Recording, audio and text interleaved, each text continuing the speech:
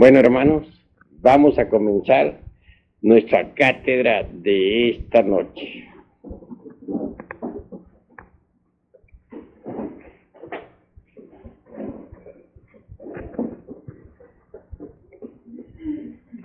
Incuestionablemente,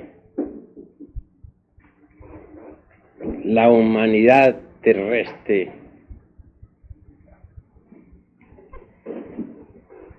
ha pasado por diversas fases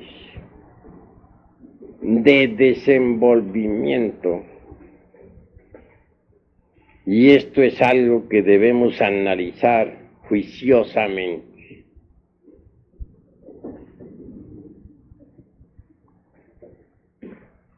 Se habla de la evolución mecánica de la naturaleza, del hombre y del cosmos.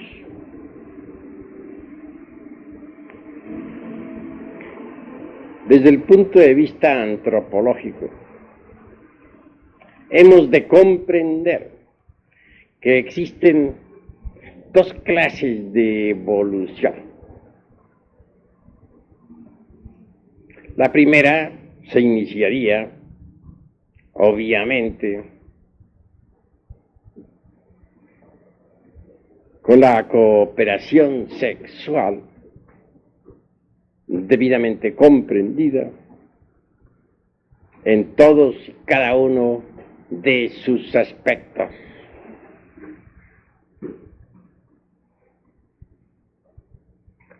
La segunda es diferente. Incuestionablemente, en principio, la raza humana se multiplicaba en la misma forma en que las células se multiplican. Bien sabemos nosotros que el núcleo se divide en dos dentro de la célula viva, que especializa una determinada cantidad de citoplasma y materias inherentes para formar célula nueva. Las dos se dividen a su vez en otras dos, y así, mediante el proceso fisíparo, diríamos, de división celular, se desarrollan los organismos, se multiplican las células, etc. Si en principio los andrógenos se dividían en dos o en tres individuos,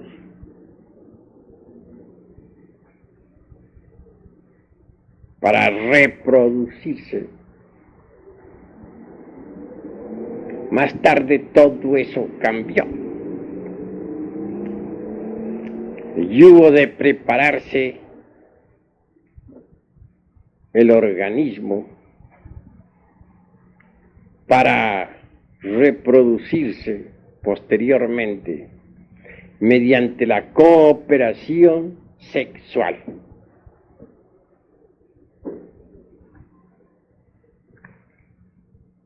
Obviamente, fue en la Lemuria, continente situado otrora en el Océano Índico, donde se realizaron los principales aspectos relacionados con la reproducción. En principio, los órganos creadores, el lingam yoni, no se hallaba todavía plenamente desarrollado.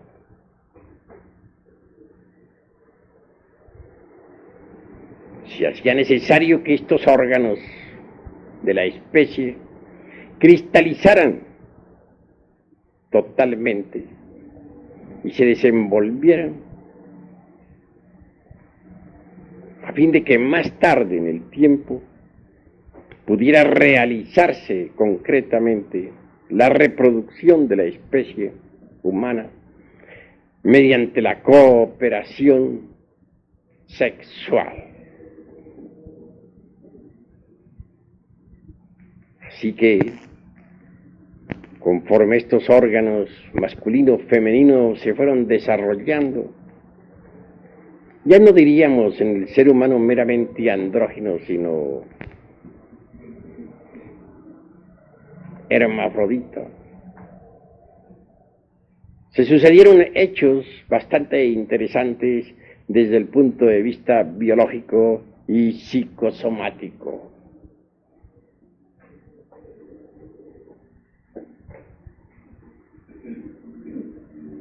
La célula fertilizante, por ejemplo, lograba hacer contacto con el óvulo y así tal célula átomo se desprendía del organismo del padre-madre para desarrollarse y desenvolverse. Como secuencia o corolario, mediante procesos muy delicados devenía luego una nueva criatura.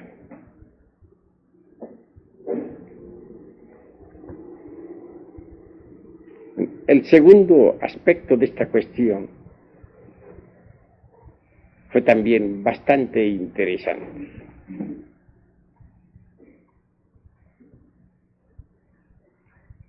Si bien es cierto que en principio gérmenes vivientes se desprendían como radiación atómica para desarrollarse exteriormente y convertirse en nuevas criaturas, en el segundo hubo cierto cambio favorable. Podría decirse que el huevo fecundado,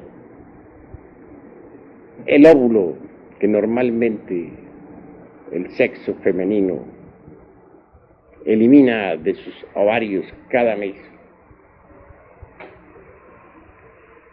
tenía cierta consistencia extraordinaria. Era ya un huevo en sí mismo, en su constitución intrínseca. Un huevo fecundado interiormente dentro del padre-madre, dentro del hermafrodita.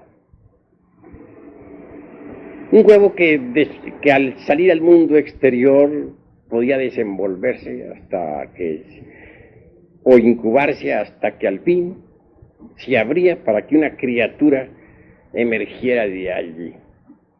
Criatura que se alimentaba con los pechos del padre-madre. Y esto de por sí ya es bastante interesante. Mucho más tarde en el tiempo,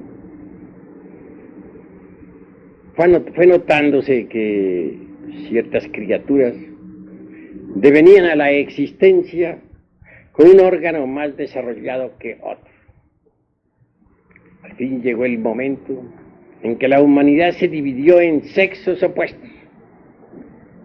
Cuando esto sucedió, cuando esto acaeció, entonces se necesitó la cooperación sexual para crear y volver nuevamente a crear.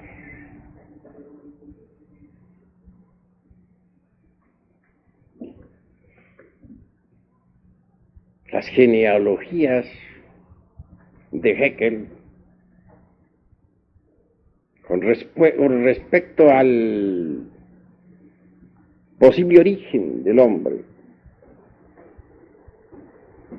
y nuestras tres razas primordiales que no encajan dentro de esta antropología materialista que hoy en día invade al mundo, desgraciadamente,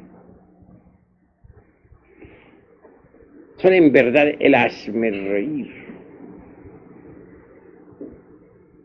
de los antropólogos materialistas, enemigos de lo divinal. Ellos se burlan por igual, tanto de la genealogía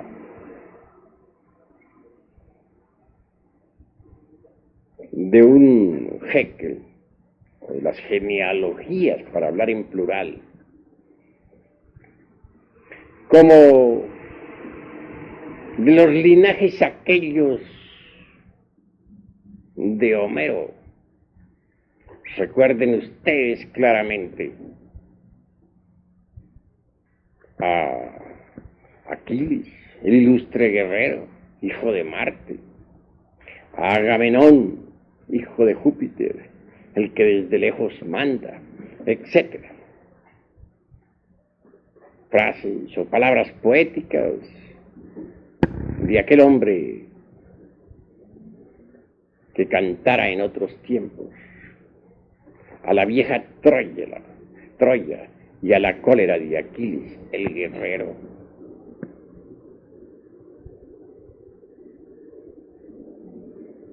Tenemos que hablar muy claro en todas estas cuestiones antropológicas. Es obvio. Los científicos de esta época tendrán que resolverse por Paracelso, el padre de la química,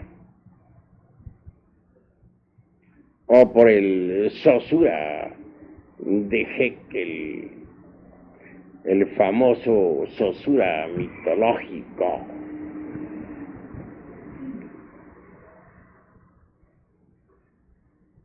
En todo caso, es mucho lo que tenemos que analizar e investigar dentro del terreno exclusivamente antropológico. Si se negara la división de la célula viva o el proceso reproductivo primigénito o primordial, tendría que negarse también, de hecho, la reproducción del monerón o átomo del abismo acuoso de Haeckel, dividiéndose a sí mismo para multiplicarse. La ciencia en realidad de verdad, en modo alguno podría pronunciarse científicamente contra ese sistema primigenio de reproducción mediante división celular, es decir, mediante el acto fisíparo.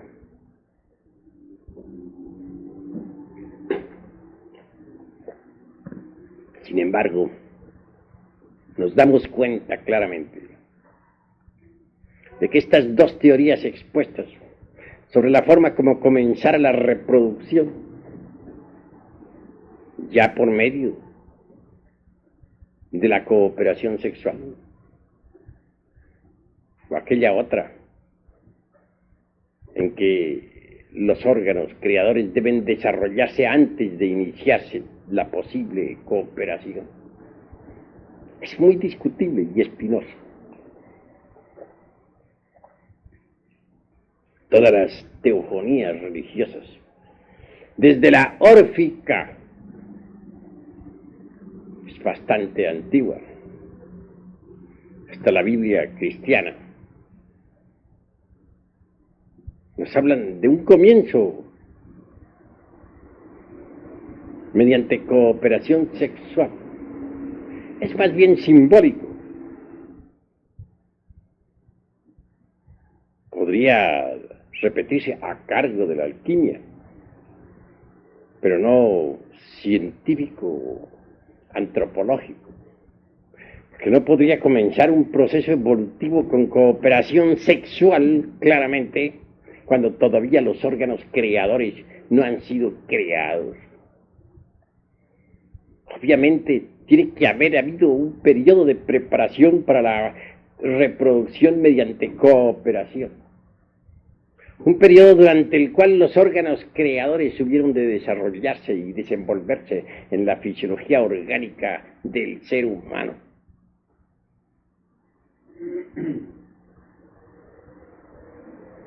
Las escrituras religiosas, tanto del Oriente como del Occidente, han sido muy alteradas, excepto la del Vishnu Purana, por ejemplo, donde se dice que Daksha, después de haber dado a los seres humanos la capacidad de reproducirse mediante la cooperación, declaró, mucho antes que el ser humano pudiera tener esa capacidad, mucho antes que la cooperación sexual entre hombre y mujer existiera, existían ya otros modos de reproducción. Se refiere a etapas anteriores a la formación de los órganos creadores en el ser humano. No llego yo hasta el grado de afirmar en forma enfática que aquellos sistemas anteriores a la cooperación no tuvieran alguna relación con la energía creadora. Pienso claramente que la energía sexual propiamente dicha tiene otras formas de manifestación.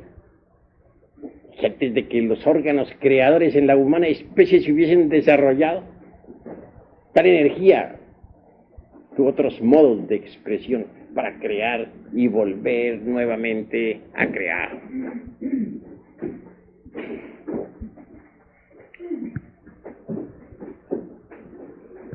Es lástima que las Sagradas Escrituras de todas las religiones hayan sido adulteradas. Bien sabemos que hasta el mismo Esdras no dejó de alterar un poco el Pentateuco en la Biblia hebraica.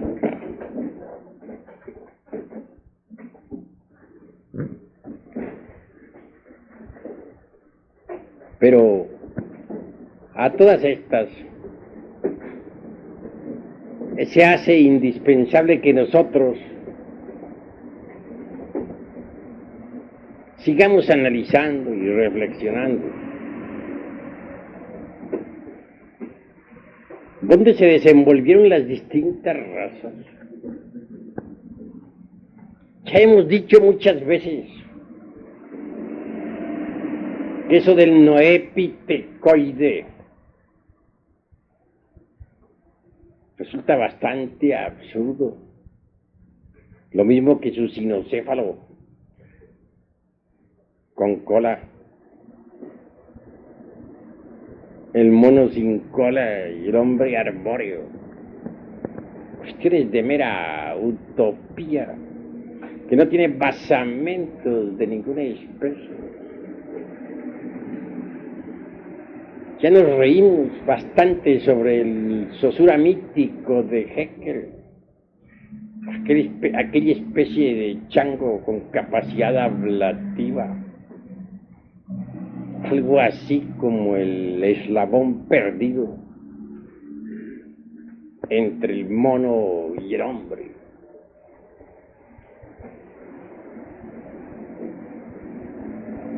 Mas se hace necesario saber dónde se han desarrollado estas razas. ¿En qué escenarios se han desenvuelto estas evoluciones e involuciones de la humanidad? Eso es lo que necesitamos realmente conocer. Porque sería imposible desligar a las razas humanas de su medio ambiente, de sus distintos continentes, de sus islas, de sus montañas, de sus escenarios naturales. Llama, sí, como ya dije en otra ocasión, muchísimo la atención, a pesar de que hubo enormes reptiles en el Mesozoico, sin embargo, todavía viva la humanidad, mientras que aquellos ya desaparecieron de la faz de la tierra. ¿Cómo es posible que todos los monstruos antidiluvianos hayan perecido y que la humanidad siga viviendo? Hemos puesto mucho énfasis en ese asunto y se hace necesario pensar un poco, o bastante.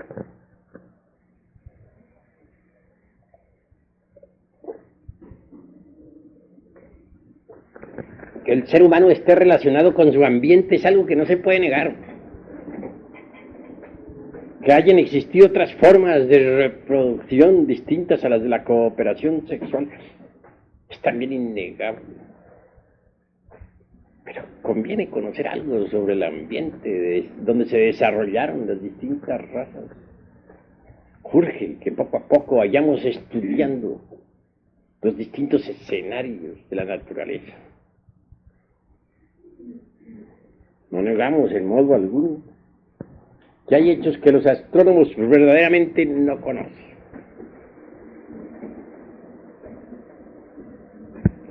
¿Qué saben ellos, por ejemplo, sobre los cambios o modificaciones del eje de la Tierra en relación con la oblicuidad de la elíptica?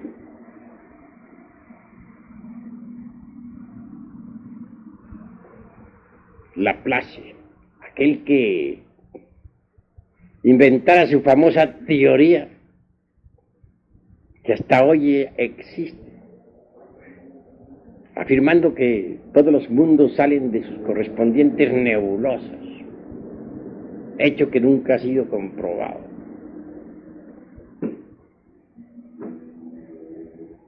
Llega hasta decir fanáticamente que la declinación del eje de la Tierra en relación precisamente con la elíptica, con la oblicuidad de la elíptica, es casi nula, y que así ha sido siempre en forma secular.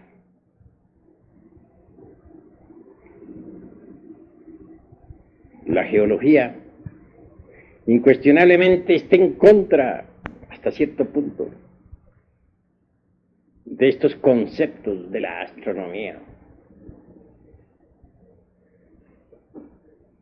Claro que la desviación del eje de la Tierra dentro de la oblicuidad de la elíptica, o la inclinación, para ser más claro, implica periodos, dijéramos, glaciarios, que se suceden siempre a través de las edades.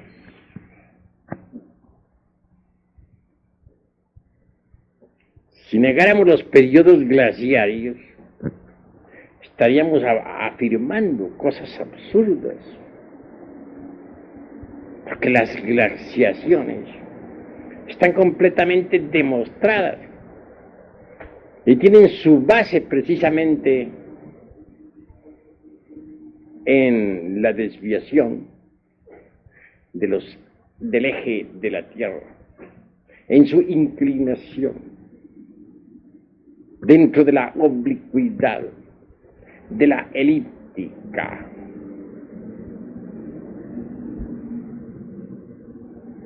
Así que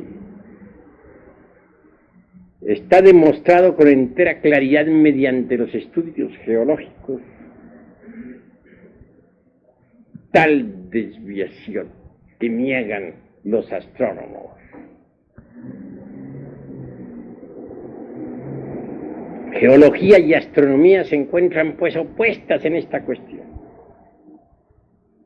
Hay pruebas de tremendas glaciaciones. Ya Magallanes anota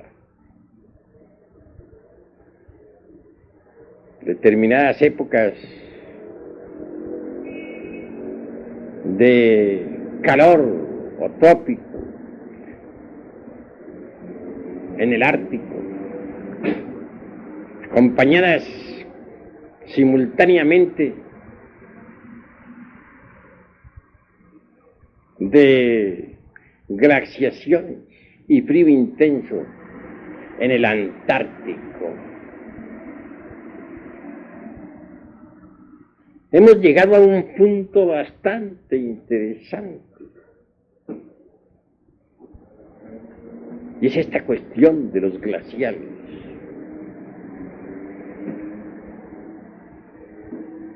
Parece increíble que en el sur de la Europa y en el norte del África hubieran existido en otros tiempos terribles glaciaciones. La España, por ejemplo, se ha podido saber con recargos, con cargo a la época silúrica.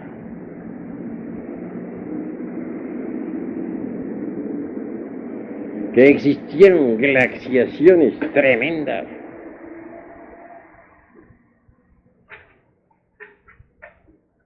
Y esto está demostrado a través de todos los estudios de la paleontología.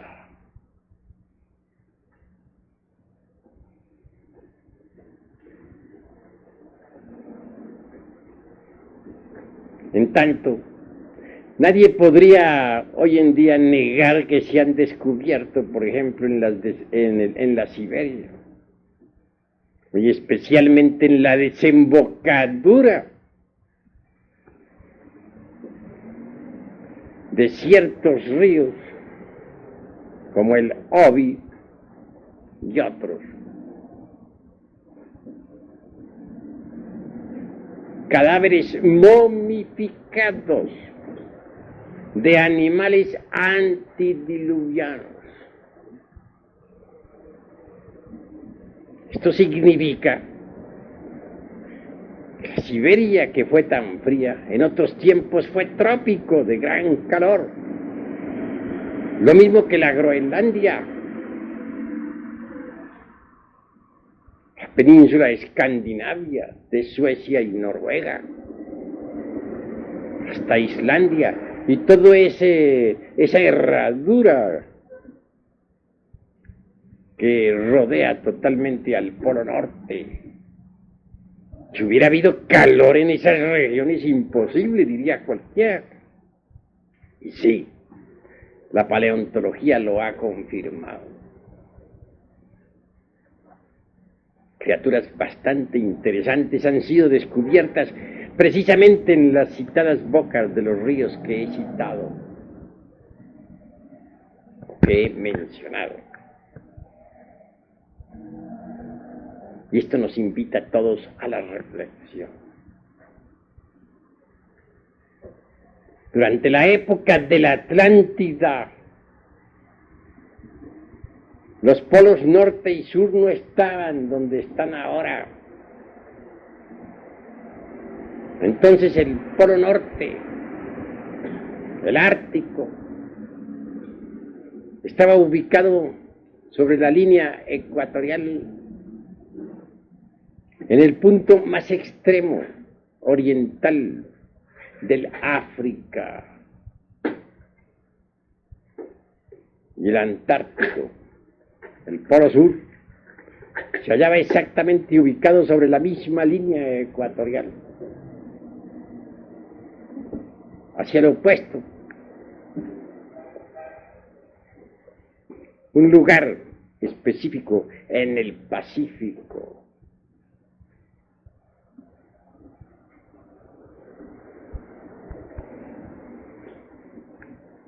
Ha habido pues cambios tremendos en la fisonomía del globo terrestre.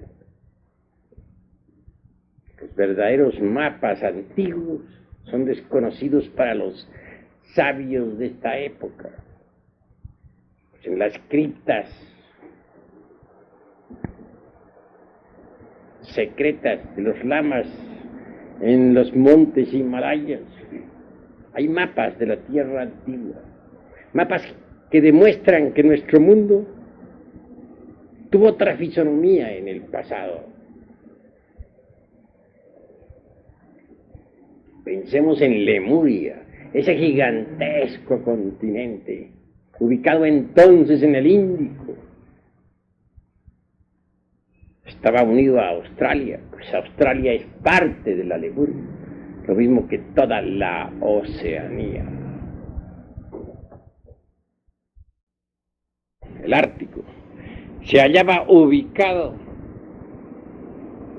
en el punto más oriental sobre la línea ecuatorial del África. Todo era diferente, distinto, completamente distinto.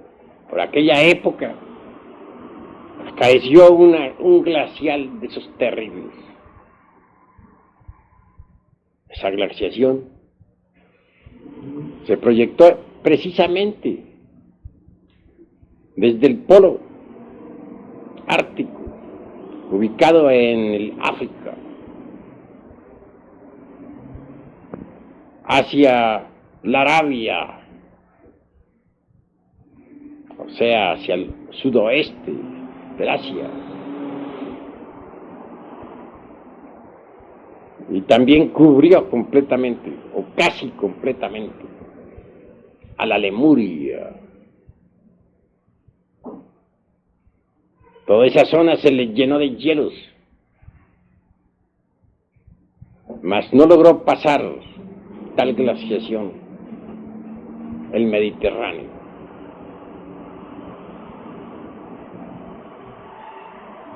Resulta pues interesante que hay épocas en que nuestro mundo Tierra pasa por tales glaciaciones, en que el hielo invade determinadas zonas, en que mueren millones de criaturas. Y todo eso se debe realmente a la inclinación del eje de la Tierra en relación con la oblicuidad de la elíptica.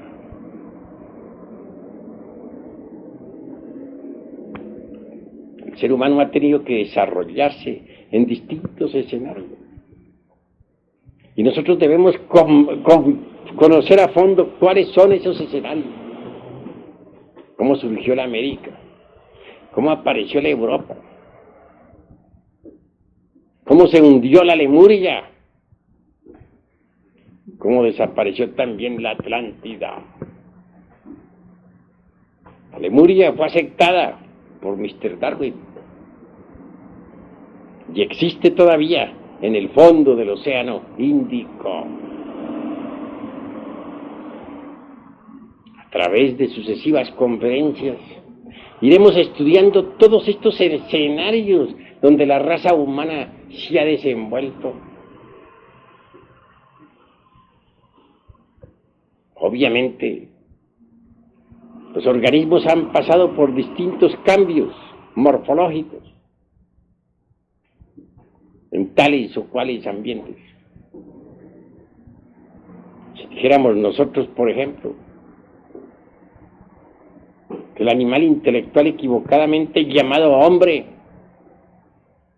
tiene por antepasado al famoso ratón, de que hablan ahora tanto los antropólogos materialistas, o mejor dijéramos al runcho, citado por los suramericanos, estaríamos francamente falseando la verdad. Está el ratón enorme o runcho de Sudamérica. Ya sabemos que deviene originalmente de la Atlántida de Platón, que mucho antes de que existiera la Atlántida, el hombre existía. Entonces el hombre es anterior al famoso runcho atlante, o ratón, como se le cita ahora por estos tiempos.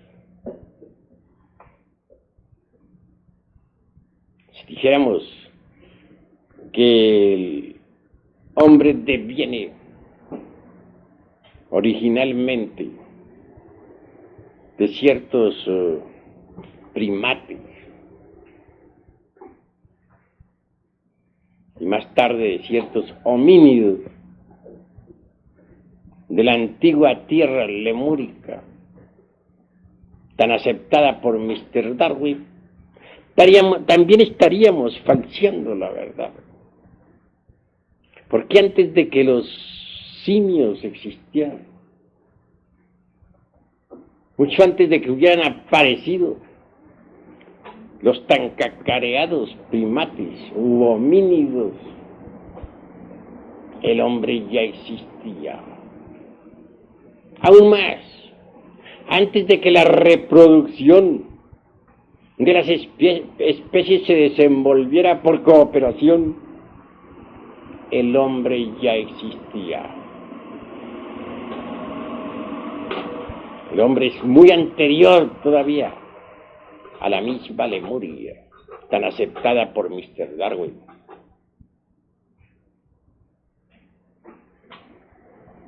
Obviamente, tenemos que reconocer esta raza humana que ha sido estudiada en forma, dijéramos, superficial por los antropólogos materialistas, y que ha pasado desde los tiempos monolíticos por las etapas del Eoceno, del Mioceno y del Plioceno. Es más antigua todavía que los continentes Atlante y Lemur. Mas será necesario, repito, seguir estudiando los distintos escenarios de nuestro mundo para comprender mejor los diversos procesos de evolución e involución de las distintas razas humanas. Por de pronto, quiero decirles que nosotros los gnósticos somos firmes en nuestros consejos, y que si se nos pone a escoger entre un Paracelso como padre de la química moderna, o un Haeckel como creador del famoso Saussure mítico, francamente nos resolvemos por el primero, por el gran sabio Paracelso. Hasta aquí mis palabras por esta noche. Paz inverencial.